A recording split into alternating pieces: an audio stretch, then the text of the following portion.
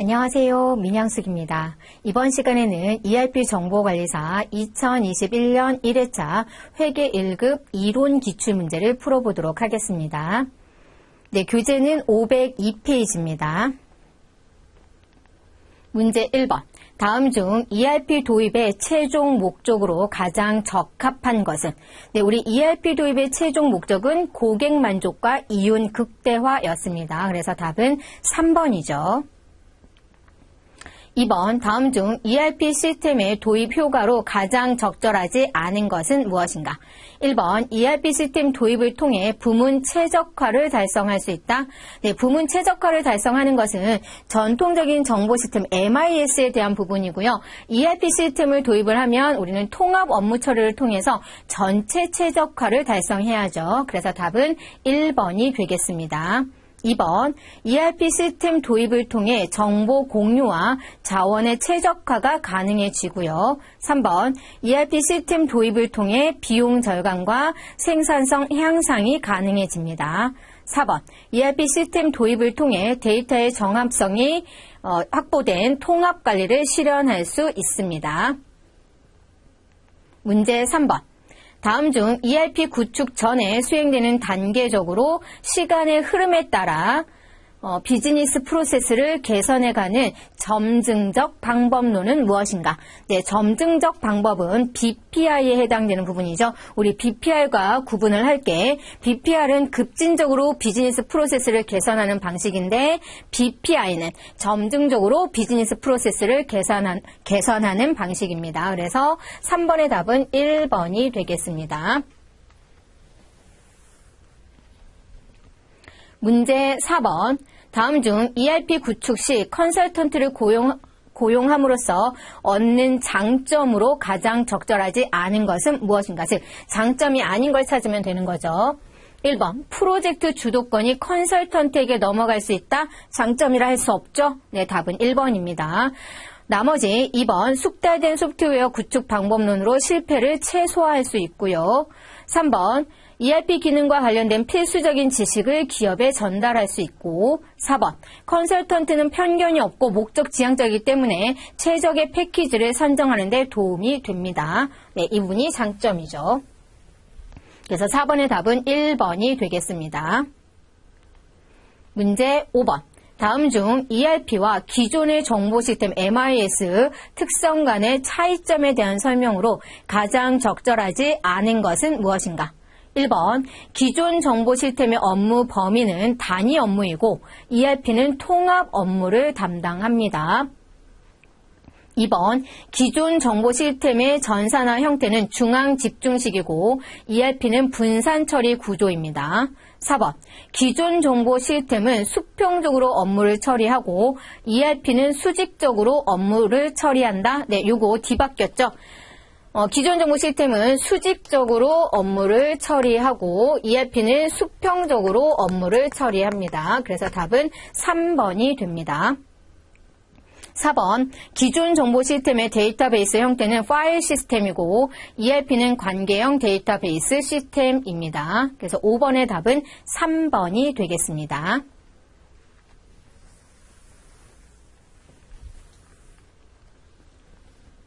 문제 6번. 재무상태표에서 자산은 크게 유동자산과 비유동자산으로 구분한다. 다음 계정 과목 중 그 소속 구분이 다른 하나는 이라고 했어요. 개발비는, 네, 개발비는 비유동자산이고요. 소모품은 유동자산입니다. 네, 개발비는 비유동자산. 우리 어디에 해당돼요? 무형자산에 해당되잖아요. 우리 유동자산에는 무엇이 있고요? 당좌자산과 재고자산이 있고 비유동자산에는 투자자산, 유형자산, 무형자산, 기타 비유동자산이 있었죠. 그래서 여기 1번의 개발비, 3번의 기계장치, 4번의 매도 가능 증권은 비유동.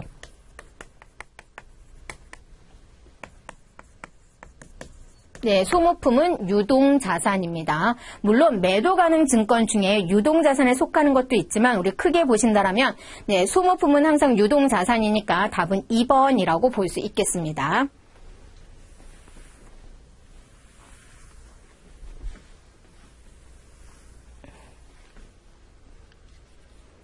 문제 7번입니다.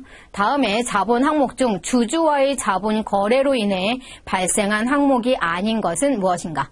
자본금, 주식 할인 발행 차금, 자기주식 처분 손실은 전부 자본 거래로 발생한 내용입니다. 그러나 이익 준비금은 얘는 이익 잉여금 항목으로서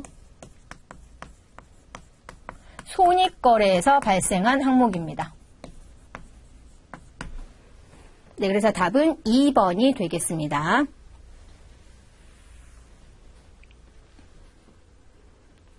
문제 8번. 재무상태표와 손익계산서에 대한 다음 설명 중 적절하지 않는 것은? 이라고 했어요. 1번. 수익금액과 비용금액은 상호 차감하지 않고 각각 총액으로 표시해야 되죠. 2번. 수익비용 대응의 원칙은 자산의 발생과 부채의 발생을 서로 대응하여 표시한다. 수익비용 대응의 원칙은 수익에 대응해서 비용을 인식한다라는 게 수익비용 대응의 원칙입니다. 그래서 네, 이분이 틀렸죠. 답은 2번. 3번. 자산과 부채는 1년을 기준으로 유동과 비유동으로 각각 구분하여 표시합니다. 4번. 손익계산서는 매출 총손익, 영업손익, 영업외손익을 각각 구분해서 표시하죠. 그래서 8번의 답은 2번이 됩니다. 문제 9번. 다음 중 손익계산서에 표시되지 않는 계정 과목은 유형자산 처분이익, 네, 영업외수익이고요. 단기 투자자산 평가이익, 영업외수익, 매도가능 증권 처분이익, 영업외수익으로 손익계산서에 표시됩니다. 그러나 4번 매도가능 증권 평가이익은 기타 포괄손익 누계액으로 손익계산서에 표시되지 않고 얘는 재무상태표에 표시됩니다. 네, 그래서 9번의 답은 4번이 되겠습니다.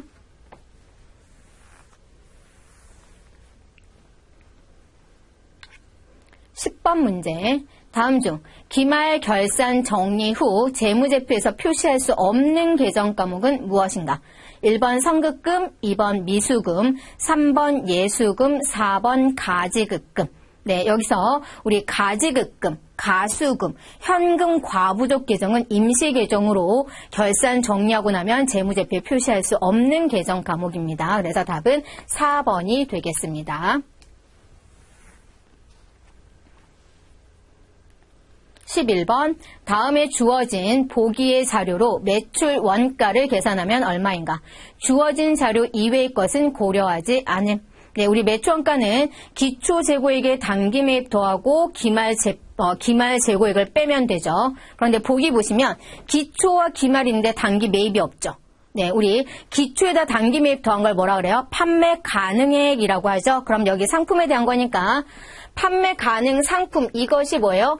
기초 상품 재고액에 단기 매입 상품액을 더한 값입니다. 그럼 이 값에서 무엇을 빼면 돼요? 기말 상품 재고액을 빼면 되죠? 네. 이 값이 이렇게 표시를 하니까 이상하죠? 자, 요 금액이 기초에다가 단기 매입을 더한 거예요. 그럼 여기에서 무엇해요? 15만 원 빼면 되는 거죠?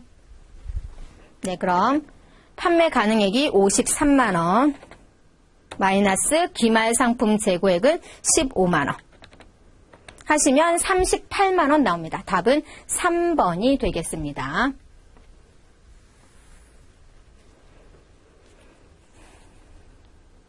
12번 문제. 다음 보기는 주 생산성의 당해 기말 재고 자산 관련 자료이다. 주 생산성이 실지 재고 조사법을 적용하여 결산을 할 경우 재고 자산 평가 손실을 계산하면 얼마인가? 여러분, 재고 자산 평가 손실은 금액 차이, 단가의 차이입니다. 그러면 지금 장부상 재고 자산 수량 100개, 조사한 결과 실제 재고 수량은 90개. 그럼 평가 손실은 금액, 단가의 차이니까 실제 수량 90개에다가 단위당 취득원가 1,000원에서 네, 단위당 시가, 즉 결산 시 시가 800원, 우리 저가법에 의해서 평가 손실 인식하는 부분이었죠. 개당 800원으로 하라. 그러면 90개 곱하기 200원. 네, 그러면 18,000원의 평가 손실이 발생하죠. 그래서 답은 3번이 되겠습니다. 만약 여기에서 감모 손실을 구하라고 했다면 어떻게 될까요? 감모 손실은 수량 차입니다. 감모 손실은 수량 차이. 그럼 10개에다가 취득 원가 1,000원 하시면 만원은 뭐가 돼요? 감모 손실이 됩니다. 문제가 물어본 건 평가 손실. 그래서 답은 3번이었고요. 네, 우리 평가 손실 말고 감모 손실도 구해봤습니다.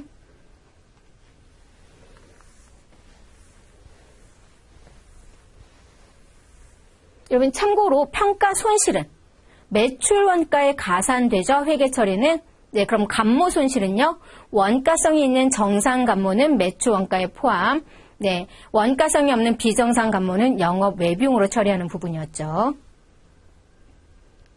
13번 문제. 주식회사 무릉이 경기 불황으로 사업 축소를 위해 기발행 주식 3,000주를 주당 4,500원에, 액면가는 주당 5,000원, 네, 주당 4,500원에 매입하여 소각하였을 때 재무상태표에 미치는 영향으로 가장 적절한 것은 단 감자 차손은 없답니다. 그럼 사업 축소를 위해서 이미 발행한 주식을 매입해서 소각하면 자본 감소가 일어나죠. 차변의 자본금. 자본금은 항상 액면이니까 몇 주? 3,000주 곱하기 액면가 5,000원. 3,000주 곱하기 주당 5,000원 하시면 1,500만 원이고요. 네, 주당 4,500원에 매입해서 소각합니다. 3,000주 곱하기 4,500 하시면 1,350. 네, 여기는 뭐 현금 등 지급했겠죠.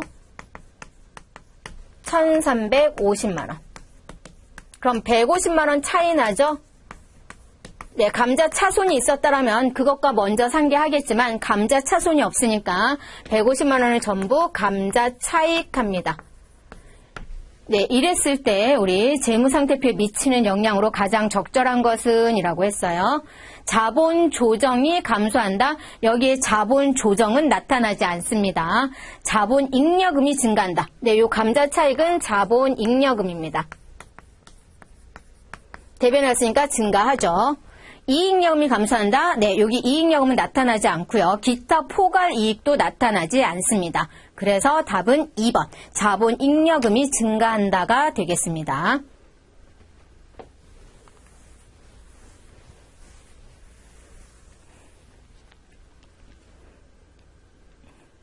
(14번) 다음 자료를 이용하여 주 생산성의 2021년 4월 10일 단기 매매증권 처분 손익을 계산하면 얼마인가? 네, 처분 손익은 처분 시점의 장부가와 처분 시점의 처분 가액을 비교하시면 되고, 처분 시점의 처분 가액에는 혹시 처분 시 수수료가 있다면 처분가에서 차감하는 부분이죠. 네, 그럼 내용 보실게요.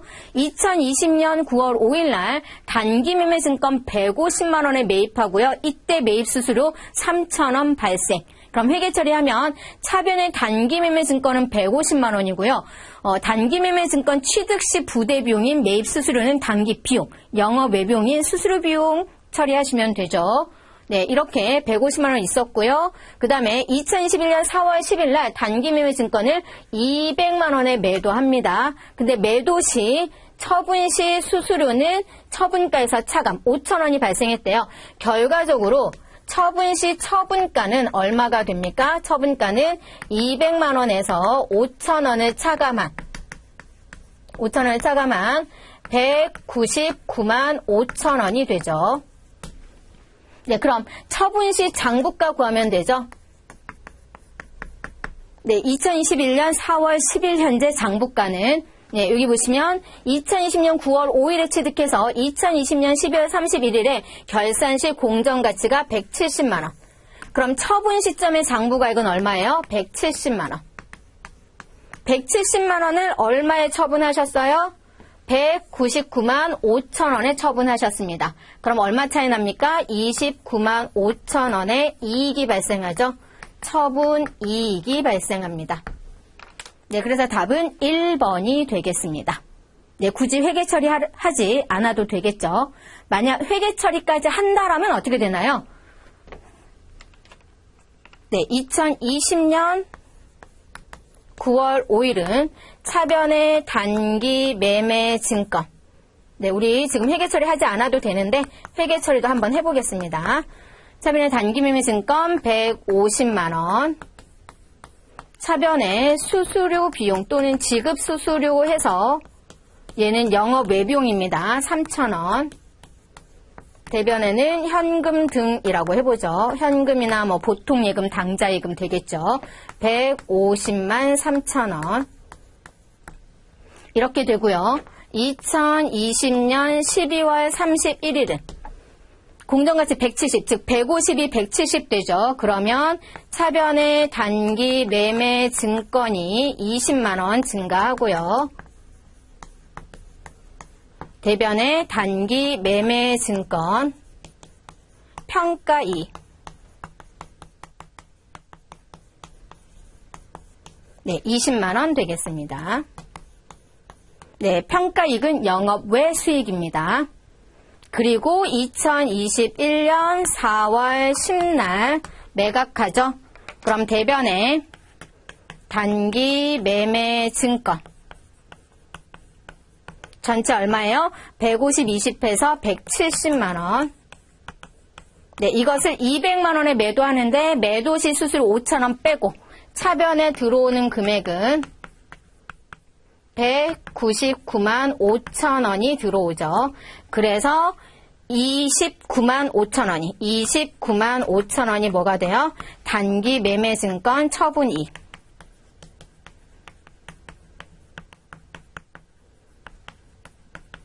네, 분개까지 해본다라면 이렇게 됩니다. 근데 이 문제 굳이 분개까지 하실 필요 없었죠? 처분 시점의 처분가와 장부가를 비교해서 곧바로 처분 이익을 구하실 수 있습니다. 되셨을까요? 네, 그래서 답은 1번이 됩니다.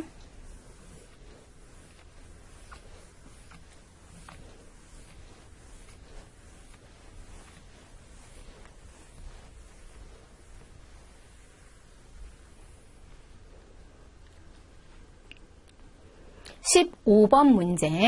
주식회사 무릉의 7월 중 회계 자료가 다음과 같을 때 손익계산서상 영업이익은 얼마인가? 본 자료 외에는 없는 것으로 간주함. 이렇게 돼 있어요. 영업이익은 매출액에서 매출원가 차감하고 판매비와 관리비를 차감하면 영업이익을 구하실 수가 있죠. 네, 7월 2일 보겠습니다. 갑상품 10개 4만원, 개당 4,000원씩 매입하고 대금은 매입시 운반대금 6,000원과 함께 현금 지급. 그럼 매입시 운반비는 매입시 취득비용으로 상품의 취득 원가에 포함이 되는 거죠. 그러면 7월 2일 분기하면 차변의 상품은 토탈 얼마요? 46,000원. 대변의 현금 46,000원. 네, 그럼 요 46,000원 어떻게 계산된 거예요? 10개 곱하기. 그럼 개당 얼마가 돼요? 4,600원이 되는 거죠. 개당 4,600원. 그래서 46,000원이 된 겁니다. 7월 3일. 네, 요거 7월 2일이고. 7월 3일. 이번 달 매장 임차료 5,000원을 현금으로 지급하다. 차변의 임차료 5,000원, 대변의 현금 5,000원. 네, 요 임차료가 뭐가 되고요? 판매 관리비가 됩니다. 판매 관리비. 그다음 7월 16일. 차입금에 대한 이자 3,500원을 현금으로 지급합니다. 그럼 얘는 차변의 이자 비용. 이자 비용은 뭐예요? 영업 외 비용입니다. 3,500. 대변의 현금 3,500. 그 다음 7월 25일 날 갑상품 6개를 개당 7,000원에 매출하고 대금은 카드로 결제하였으며 갑상품의 운반대금 4,000원은 현금으로 지급. 자, 6개 7,000원. 6개 7,000원이면 네, 42,000원. 카드로 결제한 건 외상 매출금. 네, 42,000원이고요. 그 다음에 운반대금은 운반비 판매비와 관리비입니다. 4,000원. 그리고 대변에 상품 매출 42,000원. 그리고 현금 지급했죠. 대변에 현금 4,000원. 이렇게 됩니다. 자, 여기에서 손익계산서상 영업이익은 얼마인가 라고 했죠. 그럼 여기 지금 몇 개요? 6개 팔았습니다. 6개 판매한 부분에 매출 원가는 어떻게 됩니까? 개당 4,600원. 그럼 4,600원 곱하기 6개 하시면 27,600원. 즉 대변에 상품은 27,600원이 판매가 되면서 차변에 상품 매출 원가 27,600원 되죠. 자, 그럼 손익계산서 보시면 매출액 얼마예요? 여기 상품 매출 있죠? 42,000원. 42,000원. 거기에 매출 원가. 매출 원가는 27,600원.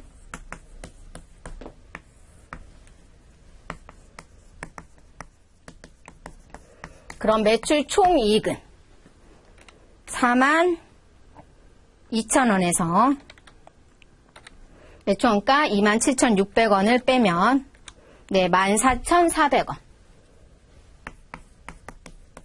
여기에 판매관리비 뺍니다. 판매관리비 5,000원, 4,000원. 그래서 9,000원을 차감하죠. 그러면 영업이익 14,400원에서 9,000원 차감하시면 5,400원. 이렇게 나옵니다. 그래서 영업이익은 5,400원 이렇게 되겠습니다.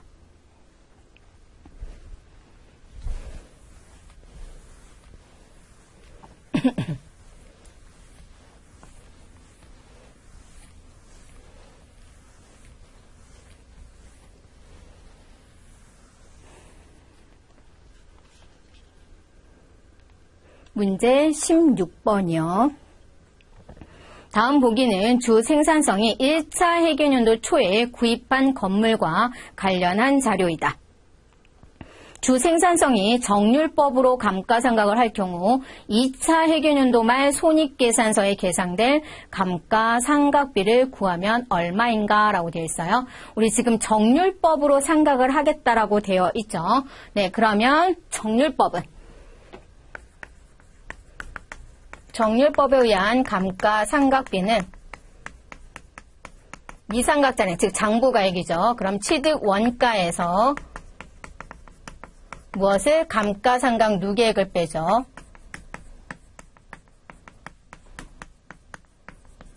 이것이 미상각자액 또는 장부가액, 여기에다 곱하기 정률법에 의한 상각률을 곱해주시면 됩니다. 그럼 1차 년도에는 100만원. 아직 감가상각한 금액이 없죠.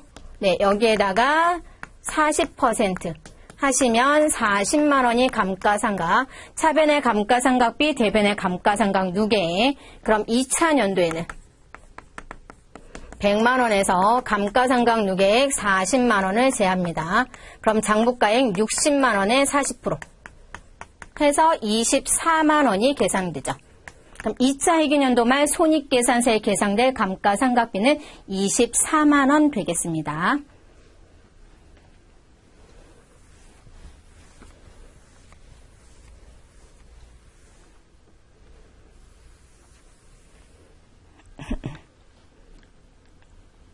(17번) 문제요. 가로 안에 들어갈 계정 과목명은 무엇인가? 어음의 발행은 다양한 계정 과목으로 기록된다. 자금을 대여하면서 어음을 받으면 이에 해당되는 차변 계정 과목은 대여금이다. 그렇다면 기계장치를 매각하면서 매입자로부터 약속어음을 수취하면 차변 계정 과목은 네, 우리 재고자산 거래일 때는 어음 받으시면 받으럼이지만 재고자산 이외의 기계장치는 유형자산이잖아요. 그걸 매각하면서 약속어음을 수취하면 차변에는 미수금이 됩니다. 그래서 답은 미수금. 18번 문제요. 네, 다음 중 현행 우리나라의 부가가치 세법의 특징에 대한 설명으로 가장 올바르지 않은 것은? 1번, 부가가치세의 매입세액은 재화나 용역을 공급받는 과세 기간에 적용받는다. 맞죠? 2번, 부가가치세는 기본적으로 사치성 재화 등 특정 재화 및 용역을 과세 대상으로 한다. 네, 사치성 재화 등 특별 재화 및 용역을 과세 대상으로 하는 것은 개별 소비세입니다. 우리 부가가치세는 네, 모든 재화 용역을 대상으로 하는 부분입니다. 물론 면세에 해당하는 건 제외하지만 그래서 답은 2번이 되겠습니다. 3번, 부가세를 과세할 때에는 재화나 용역의 소비 사실에 대하여 과세하므로 물세에 해당한다. 맞죠? 네, 1번도 맞고. 4번, 생산지국에서 창출된 부가가치세 과세권을 소비지국에서 행사하는 소비지국 과세 원칙을 따르고 있다. 네, 우리 부가가치세는 소비지국 과세 원칙을 따르고 있습니다. 네, 그래서 답은 2번이 되겠습니다.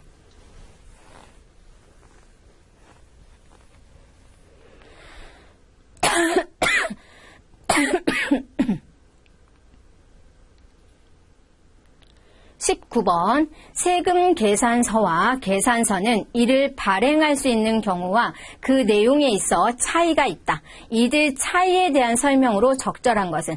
우리 과세일 때 세금 계산서를 발행하고요. 면세일 때 계산서를 발행합니다. 그럼 이 차이는 뭐예요? 부가가치세 면세 해당 여부죠. 면세 해당이 되면 계산서를, 과세 해당이 되면 세금 계산서를. 그래서 19번의 답은 4번이 되겠습니다.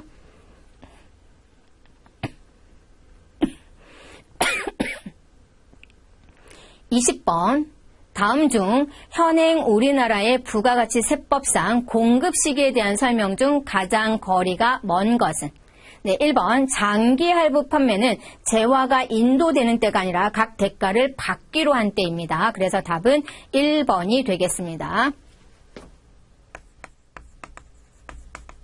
각 대가를 받기로 한 때가 네, 공급 시기가 됩니다.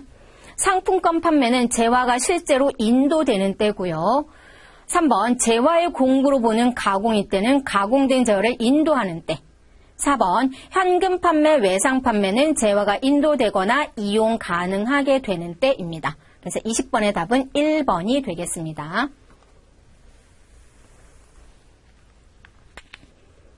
21번, 다음 중 부가가치 세법상 매입세액 공제가 가능한 것은?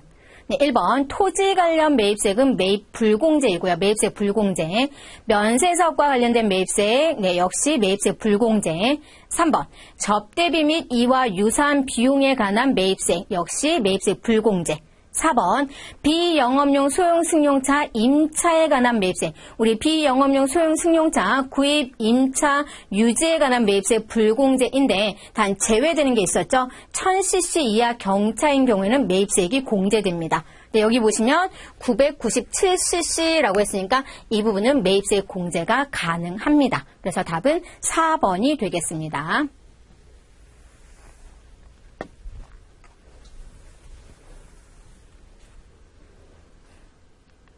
22번, 다음 중 현행 우리나라 법인세의 특징에 해당하지 않는 것은?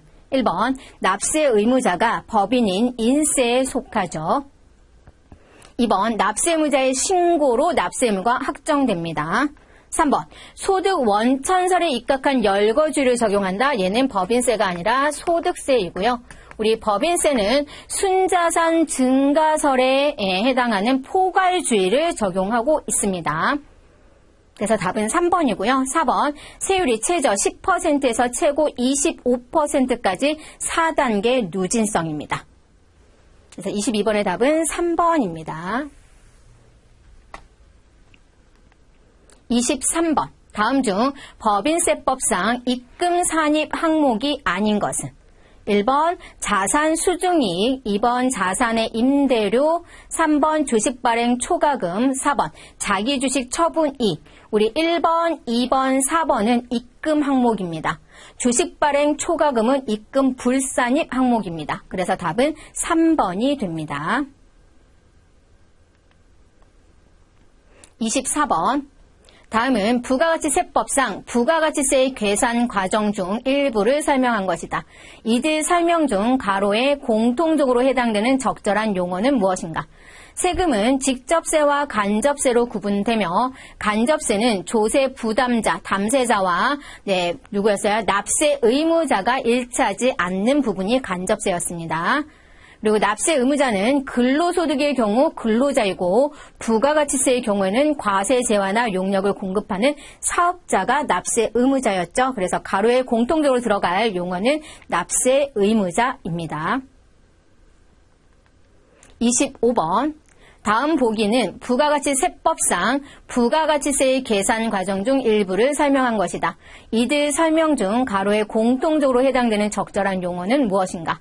보기, 부가가치세 매출세액은 가로의 세율을 곱해서 계산된다. 그리고 가로에는 매출 애누리와 환입의 금액은 포함되지 않으나 할부 판매의 경우 이자 상당액은 포함된다. 무엇을 설명한 거예요? 과세 표준이죠. 이 과세 표준은 세액 산출의 근거가 되는 금액이 과세 표준입니다. 그래서 답은 과세 표준.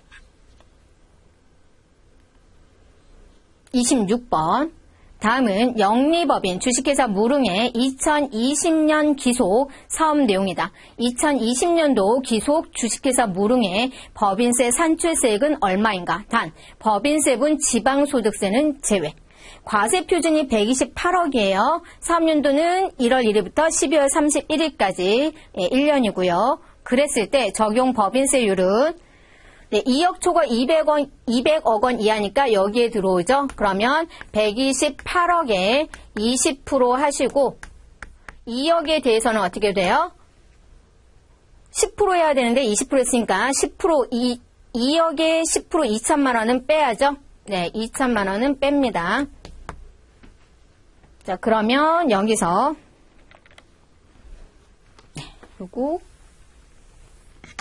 128억은 어떻게 돼요? 128억이죠. 이렇게 되죠. 128억 곱하기 20% 마이너스 2천만 원. 그러면 계산해 볼까요? 128억 곱하기 20% 마이너스 2천만 원. 빼면은 25억 4천만 원. 25억 4천만 원은 25억 4천만 원. 이렇게 계산이 됩니다. 26번의 답은 25억 4천만 원 되겠습니다. 동그라미가 좀 많죠?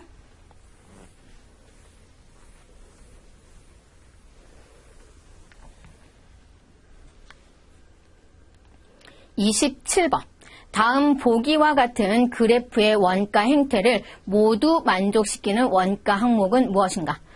조업도가 증가하는데 총 원가가 일정합니다. 대신 조업도 증가함에 따라 단위당 원가는 감소하네요. 무엇에 대한 설명이에요? 고정비에 대한 그래프죠.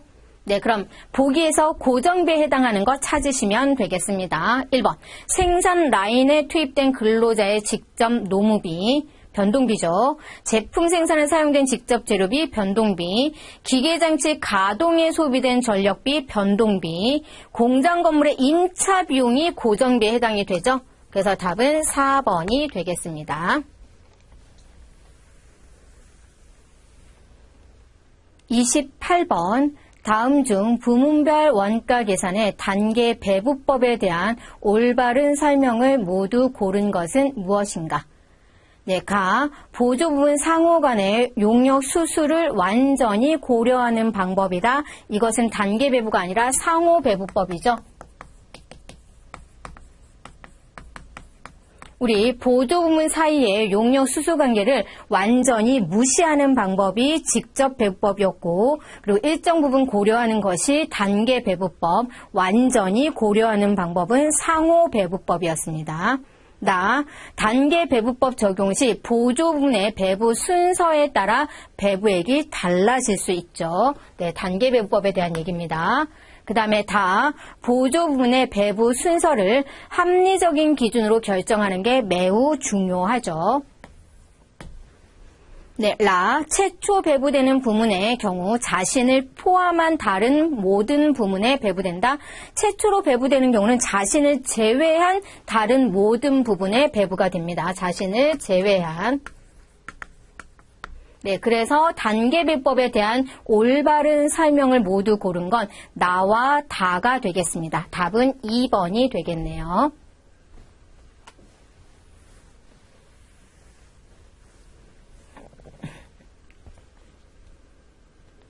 29번입니다. 주식회사 생산성은 종합원가 계산을 적용하고 있으며 가공비는 전체 공정을 걸쳐 균등하게 발생한다. 주 생산성이 제품 제조 원가를 계산하는 과정에서 선입선출법에서의 가공비 완성품 환산량과 평균법에서의 가공비 완성품 환산량이 동일하게 나타나는 경우는 무엇인가?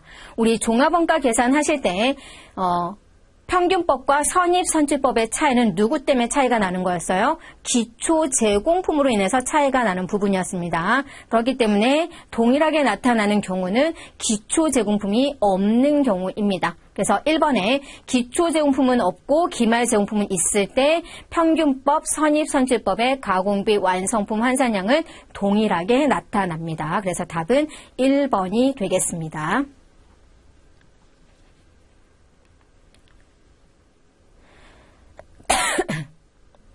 30번. 다음 보기는 전부 원가 계산과 변동 원가 계산의 영업이익 차이에 대한 설명이다.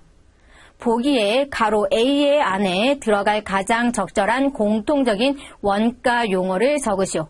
예를 들어 땡땡땡땡 무슨 원가 이렇게 한글로만 작성 이렇게 되어 있습니다. 보기 보시면 전부 원가 계산과 변동 원가 계산의 영업이익 차이 원인은 제품의 당해 생산 수량이 판매 수량을 초과할 때 기말 제품 재고에 포함된 고정 제조 간접 원가 때문에 차이가 납니다. 전부 원가 계산에서는 판매한 수량의 고정 제조 간접 원가만 매출 원가에 가산되어 비용으로 처리되며 변동 원가 계산에서는 판매량에 관계없이 고정적으로 발생하는 고정 제조 간접 원가는 전액 기간 비용으로 처리가 됩니다. 그래서 여기 들어갈 말은 뭐예요? 고정 제조 간접 원가가 됩니다. 31번. 다음의 보기는 주 생산성의 당해 회계 자료이다. 주 생산성의 당해 안전 한계율을 계산하면 얼마인가? 네, 우리 안전 한계율은 영업이익을 고정이익으로 나눈 부분이죠. 고정이익이 아니라 공헌이익이요. 영업이익을 공헌이익으로 나누면 안전 한계율을 구할 수 있습니다. 네, 이게 퍼센트로 구해지니까 곱하기 100 하시면 되는 부분입니다. 네, 그럼 보기를 가지고 영업이익과 공헌이익을 구하시면 되죠. 매출액에서 변동비를 빼면 공헌이익, 여기에 고정비를 빼면 영업이익이 됩니다. 네, 매출액은 200만 원이라고 주어졌고요. 변동비 안 나왔고요. 대신 공헌이익률을 계산해 줬죠. 공헌이익률은 어떻게 계산됩니까? 공헌이익을 매출액으로 나누고 퍼센트니까 곱하기 100 하신 거예요. 그럼 거꾸로 공헌이익은 매출액에 공헌이익률을 곱하시면 되죠. 그래서 200만 원 매출액에다가 몇 퍼센트? 공헌이익률 40%. 네, 하시면 200만 원의 40%는 80만 원. 그럼 공헌이익은 80만 원. 네, 여기에 고정비 40만 원. 빼면 영업이익은 40만 원. 그럼 이제 안전 한계율은 영업이익 40만 원을 공원이익 80만 원으로 나눠주시면 되죠. 네, 그리고 곱하기 100, 예. 몇 퍼센트예요? 50%죠. 40만 원 나누기 80만 원 하시는 거니까. 네, 50% 됩니다. 그래서 안전 한계율, 율이니까 비율, 퍼센트 물어본 거잖아요. 그래서 곱하기 100 해서 50% 됩니다.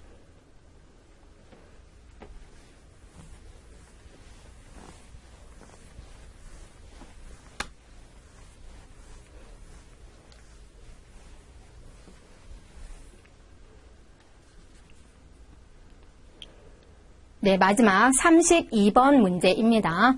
네, 다음 보기는 단일 제품을 생산, 판매하고 있는 주 생산성의 당해년도 제품 관련 자료이다. 주 생산성이 당해년도 법인세를 차감한 후에 목표 순이익 6만 원을 달성하기 위해 필요한 목표 판매 수량을 계산하면 얼마인가 라고 되어 있어요. 그럼 세후 이익이 6만 원이면 세전 이익은 6만 원을 뭘로 나눠주면 돼요? 1 마이너스 법인세율 해주면 되죠?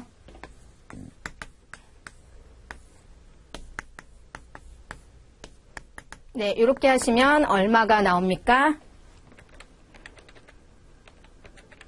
네, 10만 원 나오죠. 네, 그럼 목표 판매 수량, 즉 매출액에서 변동비 빼고, 그럼 공원이익, 여기에서 고정비 빼면 영업이익인데 지금 이 영업이익을 얼마로 목표한다는 얘기예요? 10만 원으로 목표한다라는 얘기죠. 그럼 매출액은 개당 2,000원. 그럼 여기가 2,000원 곱하기 Q. 변동비는 개당 1,000원. 그래서 공원이익은 1,000Q. 네, 고정비 20만 원. 한 것이 얼마 되기를? 10만 원 되기를. 그럼 1000Q는 30만 원이어야 되죠? 네, 따라서 수량은 300개 되죠. 되셨습니까? 네, 이렇게 해서 32번의 목표 판매 수량은 300개입니다. 네, 우리 교재에 2021년 1회, 즉 앞에서부터 보시면 2022년 1회차부터 2021년 1회차까지 문제를 풀어보셨고요. 네, 그 뒤에 이어서도 저희 기출문제가 교재에 좀 더 있습니다. 네, 2020년 6회, 그리고 2020년 5회차, 2020년 4회차, 2020년 3회차, 네까지 더 있습니다. 네, 그래서 6회차, 5회차, 4회차, 3회차까지 4회분이 더 있는데요. 여러분 지금 풀어보시면 어떠세요? 거의 중복되는 문제들이 많이 나오고 있죠. 그래서 기출문제를 좀 많이 풀어보시면 네, 합격하시는데 네, 무리가 없을 거로 보여집니다. 여러분 수고하셨습니다.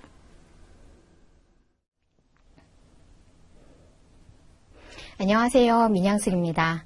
이번 시간에는 ERP 정보관리사 회계 1급 2021년 1회차 기출문제 실무 문제를 풀어보겠습니다. 회사는 1107번 회계 1급 2021년 1회 김은찬으로 로그인하시면 되고요. 교재는 509페이지입니다. 문제 1번, 다음 중 승인 전표의 상태를 미결로 변경할 수 있는 사원은? 이라고 했어요. 우리 승인과 미결을 바꾸는 부분들은 사용자 권한 설정에서 전표 승인 해제 메뉴를 사용할 수 있어야 승인으로 미결로 변경할 수가 있는 부분이죠. 그래서 프로그램은 시스템 관리에 회사 등록 정보에 사용자 권한 설정으로 들어갑니다. 들어가셔서 모듈 구분은 회계 관리로 네, 그리고 이 사용 가능한 메뉴에 전표 승인 해제 메뉴가 있는지 확인을 하시면 돼요. 그래서 김은찬이 사용 가능한 메뉴에 전표 승인 해제가 있습니다. 성병진은 없고요. 김민준 없고요. 그리고 보기 4번의 최영선은 아예 여기에 조회되지 않는다라는 얘기는 사원 등록이 되어 있지 않거나 사원 등록에서 ERP 프로그램 사용 여부가 불호되어 있는 경우죠. 그래서 1번의 답은 1번이 되겠습니다. 네, 김은찬이었습니다. 문제 2번. 다음 중 당사의 시스템 환경 설정으로 옳은 것은? 그러면 우리 프로그램 시스템 관리의 회사 등록 정보에 시스템 환경 설정 들어가시고요. 조회 구분은 회계로 보시면 되겠네요. 1번. 재무상태표를 중국어로 조회할 수 있다. 다국어 재무제표 사용은 사용 안함이라고 되어 있으니까 중국어로 조회할 수 없고요. 2번. 고정자산 등록 시 자산 코드는 5자리로 자동 부여된다. 등록 자산에 대해서 보시면 자산 코드 자동 부여는 불호되어 있습니다. 그러면 5자리로 자동 부여되는 거 아니죠. 그 다음에 보기 3번. 거래처 등록 시 거래처 코드는 5자리로 자동 부여된다. 거래처 코드 자동 부여가 5, 5자리로 자동 부여되죠. 3번이 답입니다. 4번. 전피입력할 때 관리 항목의 프로젝트별로 예산을 통제한다. 네, 1번 사용부서별로 통제를 하고 있습니다. 그래서 2번의 답은 3번이 되겠습니다. 문제 3번입니다. 당사의 계정 과목 설정을 확인하고 계정 과목과 반영되는 서식이 잘못 연결된 것은 이라고 되어 있어요. 그럼 프로그램의 회계관리에 기초정보관리에 계정 과목 등록 들어가시고요. 1번은 10302 외화 예금입니다. 연동 항목이 외화 자산 되어 있으면 외화 명세서에 반영이 됩니다. 2번 106 기타 단기금융 상품. 네, 여기는 연동 항목이 없죠. 유가증권 명세서는 10700 단기매매증권에 보시면 연동 항목 유가증권 되어서 네, 이 계정 과목이 무엇이에요? 유가증권 명세서에 반영이 됩니다. 그래서 답은 2번이고요. 나머지 3, 4번도 확인해 보시면 13300 선급비용은 네, 여기 연동 항목에 기간비용 되어 있죠. 그래서 기간비용 현황 메뉴에 반영이 되고요. 13500 부가세 대급금은 연동 항목이 매입부가세 해서 부가세 신고서에 반영이 됩니다. 그래서 1번에 네, 서식이 잘못 연결된 것은 2번입니다.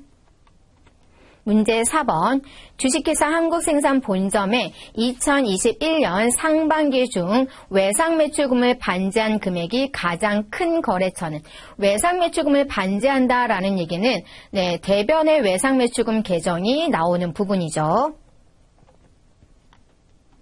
네, 그러면 프로그램에 회계관리의 전표정보관리에 거래처 원장 들어가시고요. 본점입니다. 2021년 상반기 외상매출금, 계정 과목은 외상매출금이고요. 기표기간은 2021년 1월 1일부터 2021년 6월 30일까지, 거래처는 처음부터 끝까지 네, 하셔서 반제한 금액이 가장 큰 거래처는 이라고 했어요. 네, 이 부분이죠. 그러면 지금 네, 여기 거래처 분류로 지금 소개가 나 있죠? 네, 요거 거래처 분류 말고요. 소개 없애보겠습니다.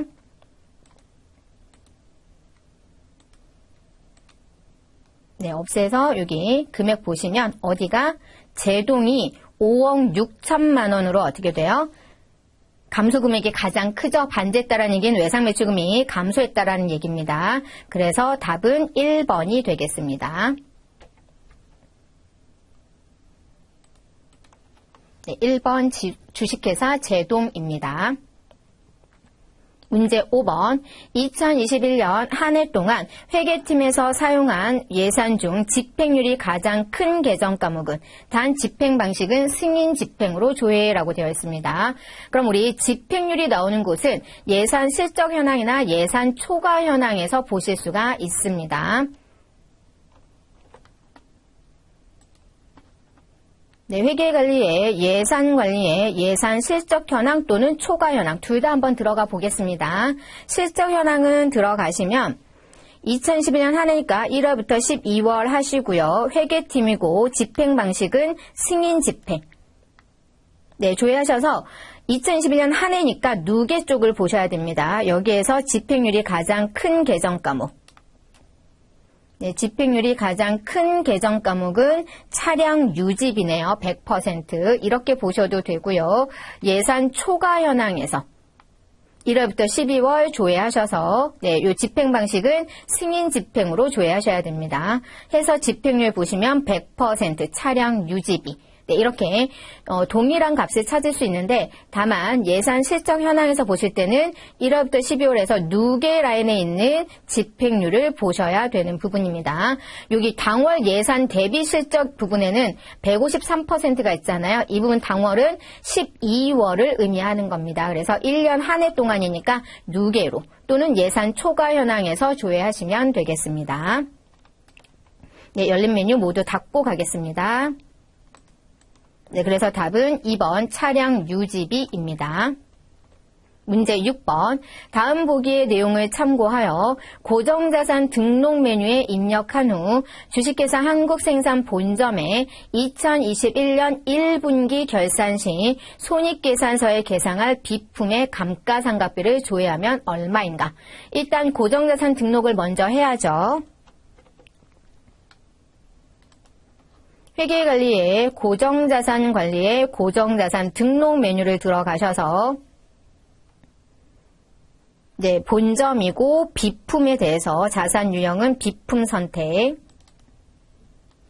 그래서 코드는 21204, 자산명은 복합기.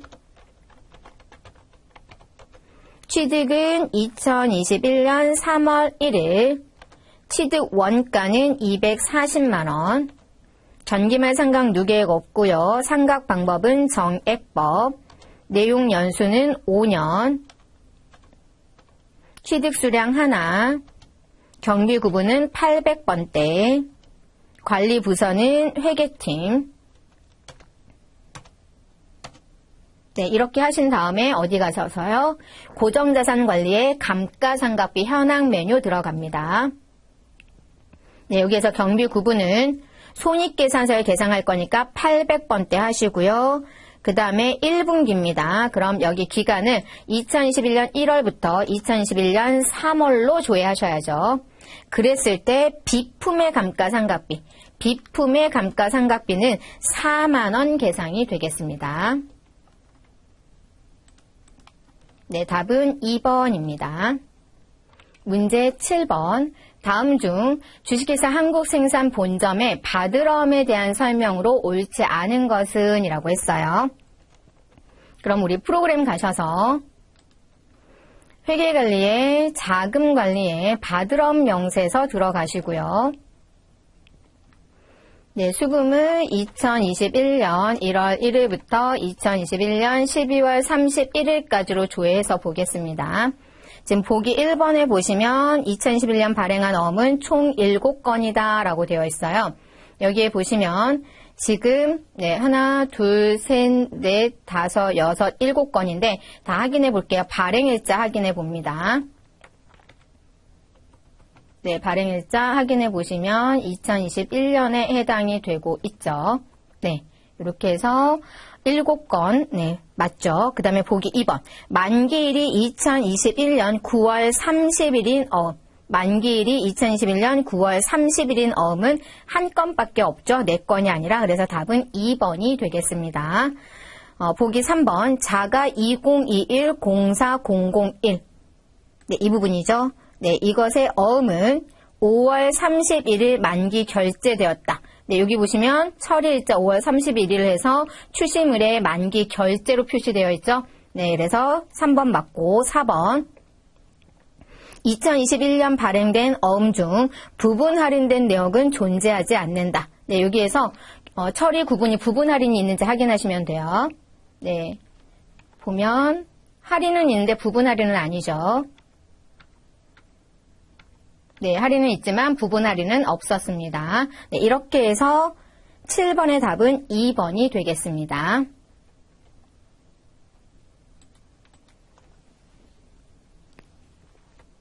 문제 8번. 주식회사 한국생산 본점의 2021년 매출액이 가장 높은 분기는 언제인가? 그럼 우리 기간별 손익계산서 들어가 보셔야겠네요. 프로그램의 회계관리의 결산 재무제표 관리의 기간별 손익계산서에서 본점이고 그리고 우리 분기별로 분기별로 조회를 합니다. 그랬을 때 매출액이 가장 높은 분기 1사분기는 10억 6,950만원, 2사분기는 4억 8,600, 3사분기 4억 6,575만원, 4사분기는 6억 8천. 언제가 1사분기가 10억 6,950만원으로 가장 높은 분기죠. 그래서 답은 1번이 되겠습니다.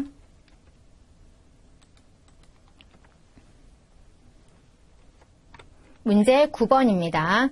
주식회사 한국생산 본점은 외상매출금에 대하여 선입선출법 기준으로 채권 연령을 관리하고 있다. 2021년 6월 말 기준으로 6개월 전까지의 채권 연령에 대한 설명으로 옳지 않은 것은? 그럼 이 부분은 우리 회계관리의 전표장부관리의 채권 연령 분석 메뉴를 들어가시고요. 여기에서 본점이고 채권 잔액 일자는 2021년 6월 말, 6월 30일 기준 전개월수는 6개월. 계정 과목은 외상매출금. F2 눌러서 외상매출금. 이렇게 조회하시고 봅니다. 미해수 외상매출금이 가장 작은 거래처. 여기 채권단에서 보시면 가장 작은 거래처는 제동이다. 맞죠? 2번 미해수 외상매출금이 가장 큰 거래처. 가장 큰 거래처는 하진테크이죠. 3번 주 중원의 거래처에서 미해수된 외상매출금은 3,056만 원이다. 맞죠? 그 다음에 4번. 그럼 답은 4번인데요. 논스탑 거래처에서 2021년 1월 발생한 외상 매출금은 2,200만 원이 미해수된 게 아니라 1,100만 원이 미해수된 부분이죠. 그래서 답은 4번이 되겠습니다.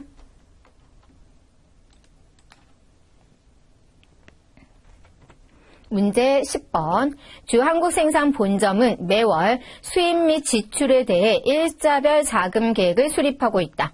2021년 4월에 고정적으로 지출되는 금액은 2021년 3월과 비교하여 얼마나 증가하였는가? 그럼 3월 금액과 4월 금액을 비교해서 얼마나 증가했는지 확인해야 되는 부분이죠.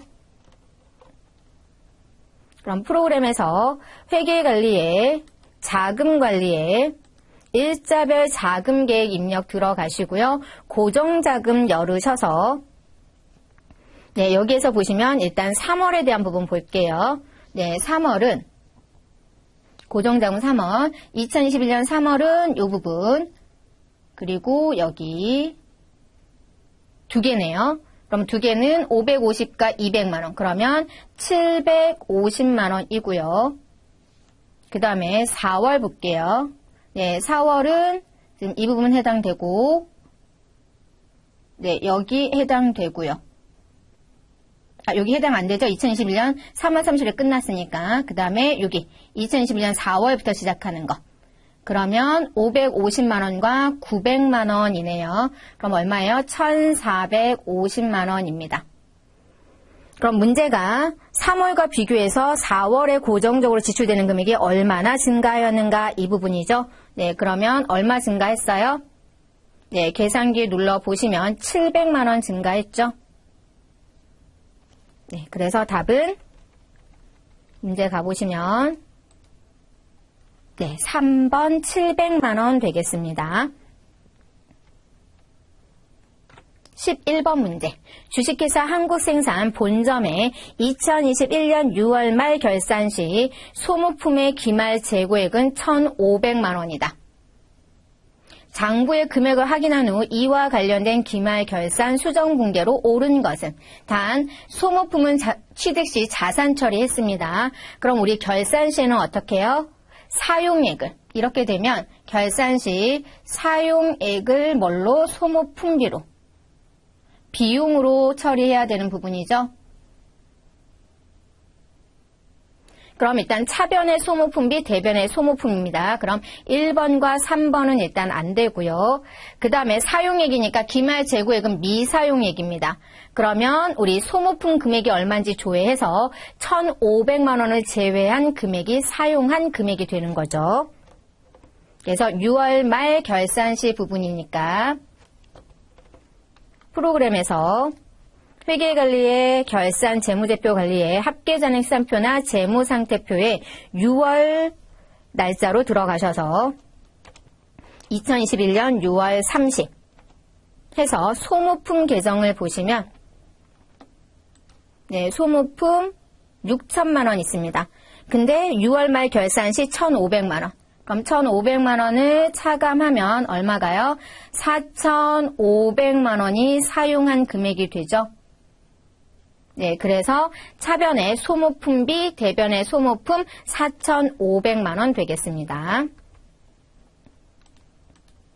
네, 그럼 답은 네, 4번이 되겠습니다. 12번 문제요. 당사는 전표의 관리 항목을 이용하여 사용 부서를 관리하고 있다. 주한국생산 본점 손익계산서에 표시되는 회의비 계정의 사용 금액이 전년 대비 단기 한 해 동안 가장 많이 증가한 부서는 네, 전년 대비 비교하시려면 관리 내역 현황을 들어가셔야 합니다.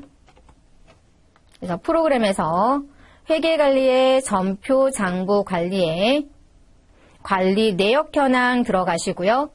전년 대비 탭에서 본점의 관리 항목은 사용 부서 해서 관리 내역은 처음부터 끝까지 회계팀에서 자재부까지고요. 기간은 단기 한 해 동안 그럼 2021년 1월 1일부터 2021년 12월 31일까지 계정 과목은 회의비 손익계산서 보니까 800번대 회의비 하셔서 단기 한 해 동안 가장 많이 증가한 부서라고 되어 있어요. 그러면 회계팀은 4만 원, 영업팀은 10만 원, 생산팀은 6만 원, 자재부는 똑같고요. 그럼 많이 증가한 부서는 어디예요? 여기 10만 원, 영업부에 해당이 되죠. 네, 답은 2번입니다. 13번 문제.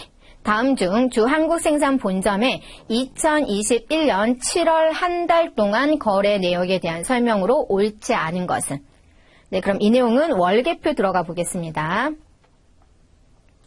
회계관리의 전표장부관리의 1월계표, 월계표에서 본점에 대한 내용으로 7월 한 달, 2021년 7월부터 2021년 7월 조회하셔서 원재료 100만 원을 타계정 대체 출고하였다라고 되어 있어요. 원재료에 대해서 타계정 대체라는 표현 없죠?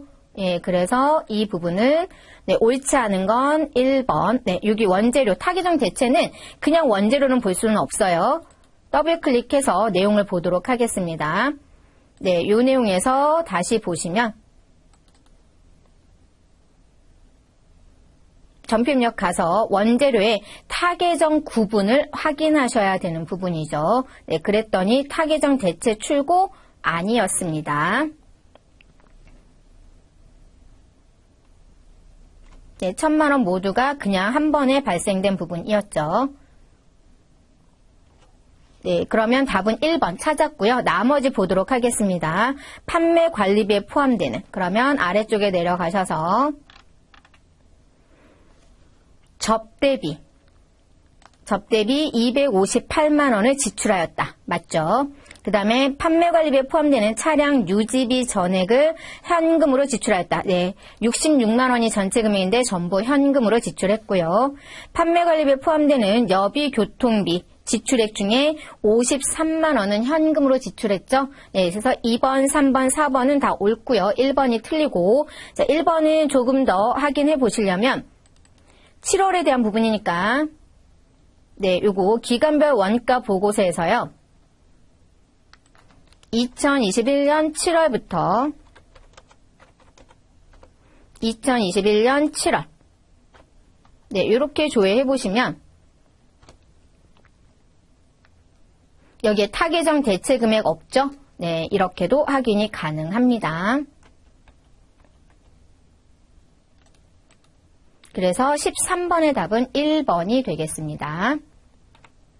14번 문제요. 주한국생산 본점은 법인세법의 업무용 승용차 송금 불산입 특례 규정에 따라 업무용 승용차 관련 비용을 관리하고 있다. 명세서를 불러오게 하여 작성한 후 2021년 한 해 동안 주한국생산 본점의 차량 번호 38거에1390 차량에 지출한 업무용 승용차 관련 비용 중 손금으로 인정되는 금액을 조회하면 얼마인가 라고 되어 있어요. 그럼 프로그램에서 회계관리에 업무용 승용차 관리를 들어갑니다. 네, 여기에서 업무용 승용차 관련 비용 명세서 관리용 메뉴를 들어가시고요. 명세서 탭에서 명세서 탭에서 우리 2021년 한 해 동안에 대한 내용을 불러드릴 겁니다. 조회하셔서 불러오기 하신 다음에 송금 불산입 계산 탭으로 옮겨가셔서 조회 기간 선택하시고요. 차량 번호는 38거에1390 38거에1390을 선택하시고 조회하십니다. 네, 그런 다음에 손금으로 인정되는 금액이라고 했으니까 오른쪽으로 밀어보시면 손금 산입 합계 금액을 물어보는 겁니다. 얼마예요? 241만 원입니다. 네, 그래서 답은 3번이 되겠습니다.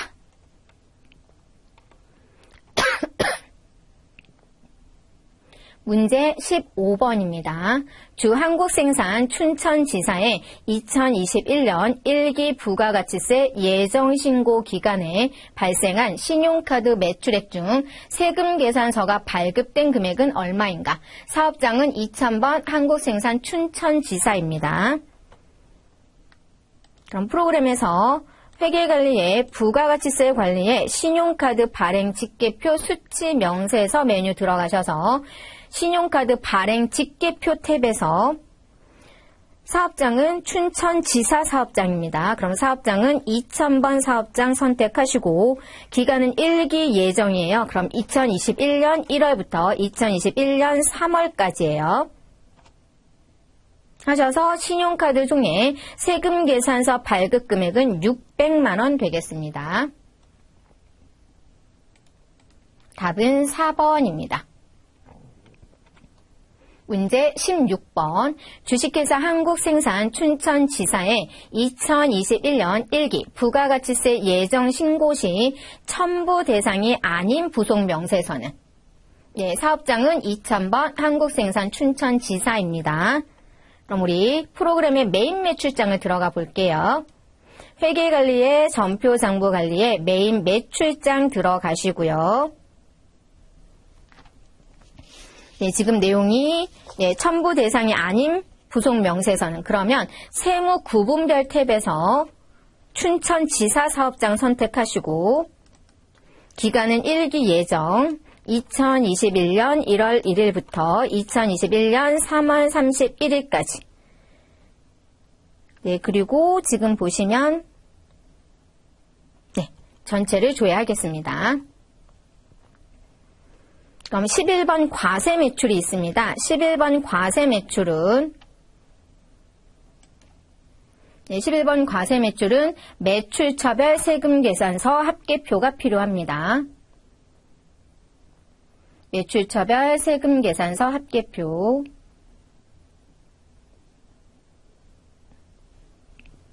그다음 13번 면세 매출은 매출처별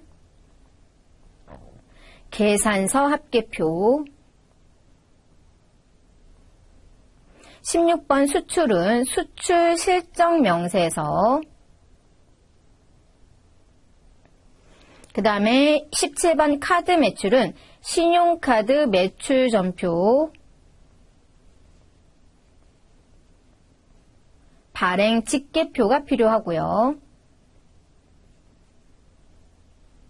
그 다음에 20일 과세 매입은 매입처별 세금 계산서 합계표 작성 제출하고요. 27번 카드 매입은 신용카드 매출 전표 수치 명세서 작성 제출입니다. 그럼 여기에서 첨부 대상이 아닌 부속 명세서 1번의 수출 실적 명세서, 2번의 매입처별 세금 계산서 합계표, 3번의 매출처별 세금 계산서 합계표, 4번 공제받지 못할 매입세액 명세서는 세무 구분 중에 뭐요? 24번 매입 불공제가 있어야 하는데 24번 매입 불공제는 없죠? 네, 그래서 답은 4번이 되겠습니다. 네, 4번. 지금 확인해 보시면 16번 수출실적 명세서 있었고 21번 매입처별 세금계산서 합계표, 즉 21 과세매입, 11번 과세매출 있었습니다. 공제받지 못할은 24 매입 불공제. 근데 이 부분이 없었죠. 그래서 답은 4번이 됩니다.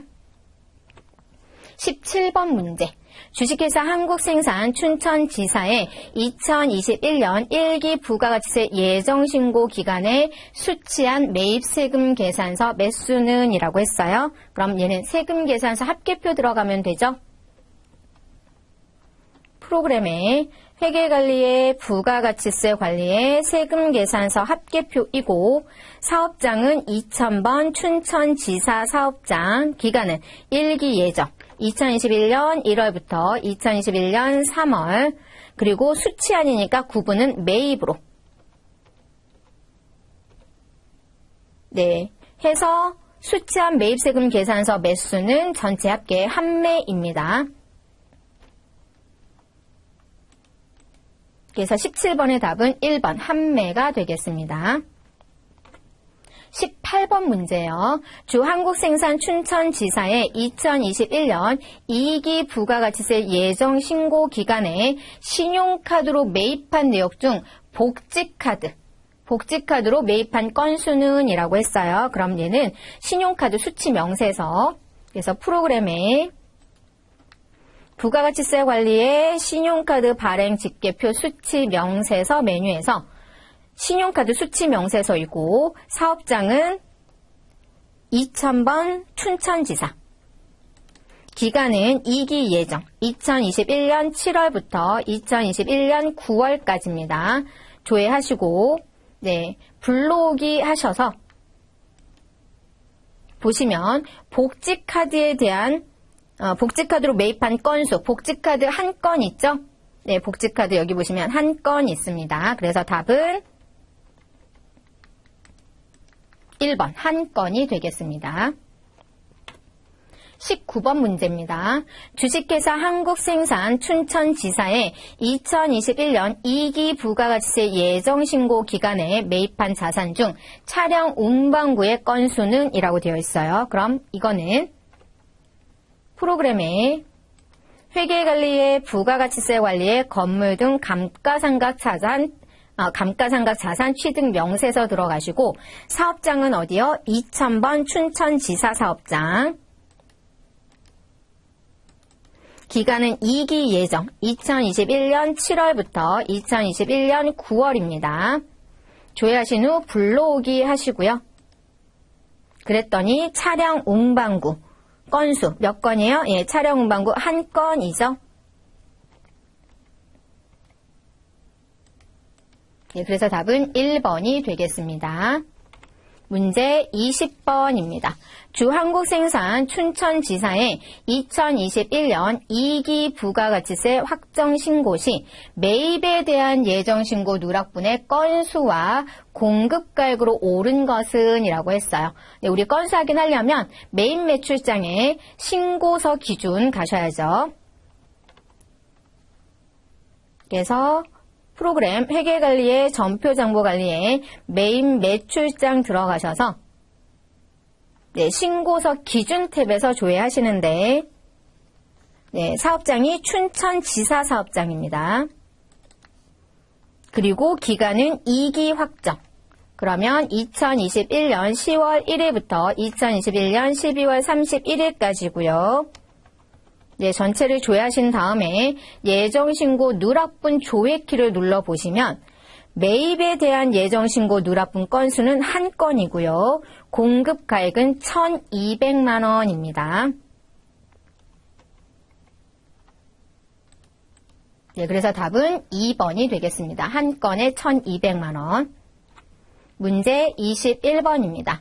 주 한국생산 본점에서 2021년 1월 말 결산 시 원가 보고서에 계상할 기계장치의 감가상각비는 원가 보고서에 계상되는 건 경비 구분이 500번대입니다.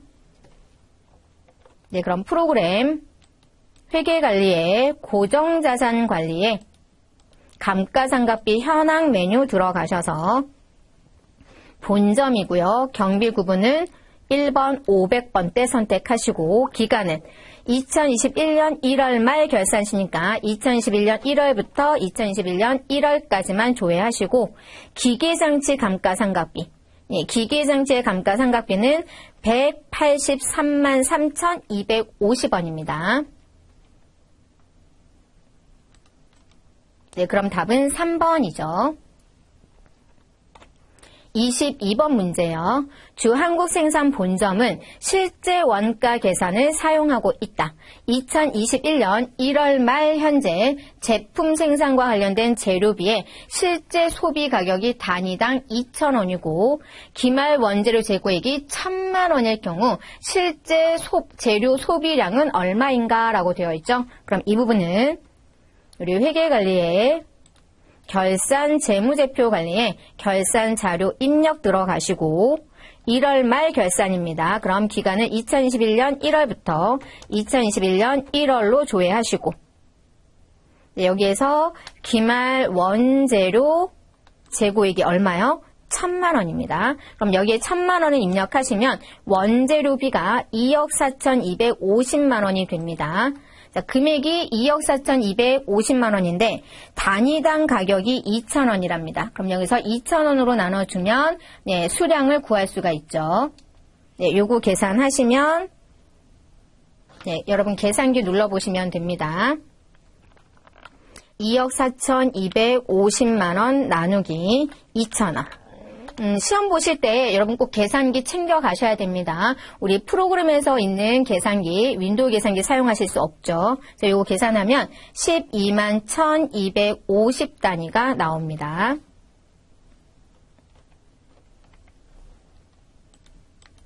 네, 12만 1,250 단위. 답은 3번입니다. 23번 문제요. 2021년 주 한국생산 본점의 원재료 매입액은 상반기보다 하반기에 얼마나 증가하였는가? 그럼 우리 이거 기간별 원가 보고서 들어가셔야죠. 프로그램에서 회계관리에 결산 재무제표 관리에 기간별 원가 보고서 들어가시고요. 네, 상반기 하반기니까 반기별 탭에서 조회를 합니다. 네, 그래서 원재료 매입액을 비교하시는 거죠. 네, 그러면 상반기보다 하반기에 얼마나 증가했는지, 네, 요것도 계산해 보시면 하반기에 1억 9,950만 원, 마이너스 상반기는 1억 1,200만 원. 네, 하면 8,750만 원 증가했습니다. 네, 8,750만 원 증가. 24번 문제입니다.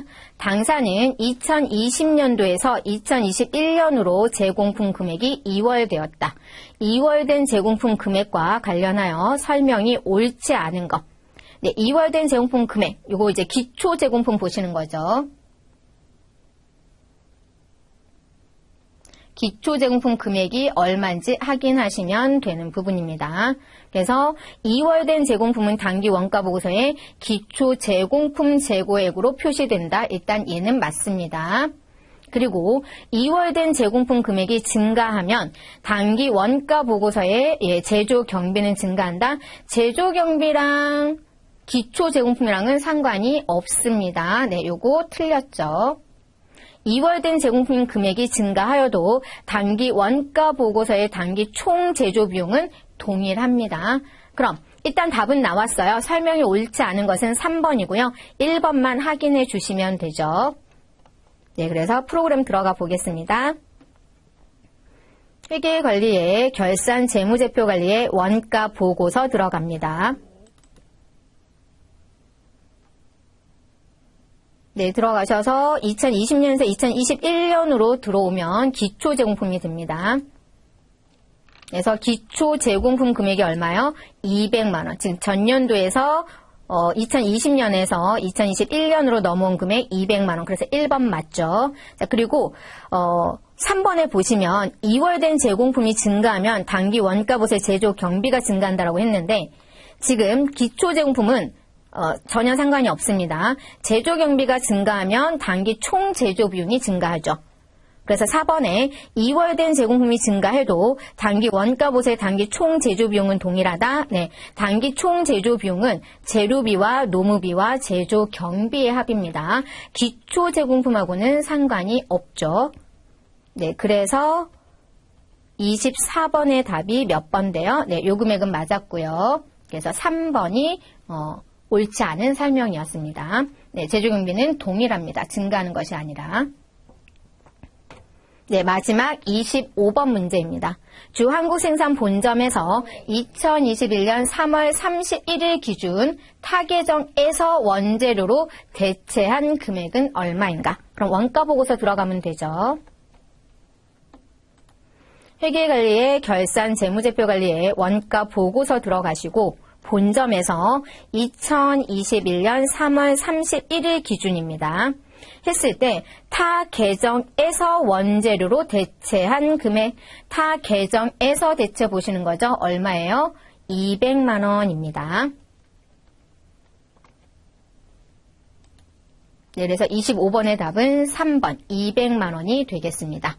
네, 이렇게 해서 2021년 1회차 회계 1급 기출문제 실무 문제를 모두 풀어봤습니다. 수고하셨습니다.